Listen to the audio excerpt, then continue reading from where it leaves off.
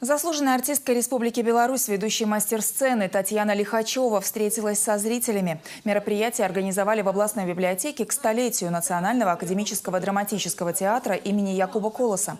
Актриса рассказала о своем пути в профессию, вспомнила детские и юношеские годы, поделилась творческими успехами и планами. Это откровенный диалог со зрителем, трогательный и душевный. Как и на театральной сцене, Татьяна Лихачева убедительна, искренна и откровенна. В этом ее сценическое обаяние. За это ее и любят поклонники театрального искусства. Такая встреча не совсем свойственна для меня.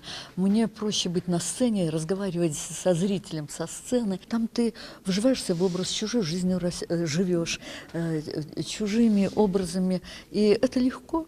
Вжился, не просто выучил слова, а вжился и живешь этим. А когда тебя самого, то есть это откровение, вот это я вам скажу, сложно. Это непросто.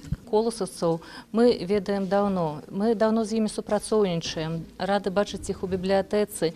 І, канешне, нашым чытачам, жыхарам Віцебска цікава сустрэцца вось так у такой нязмушанай атмасферы, паразмаўляць, задаць свае пытанні, пачуць часта вельмі такія цікавыя расповеды пра іх станаўленне, іх творчы шлях. І гэта вельмі важна, тым больш знакава у год стагоддзя нашага тэатра.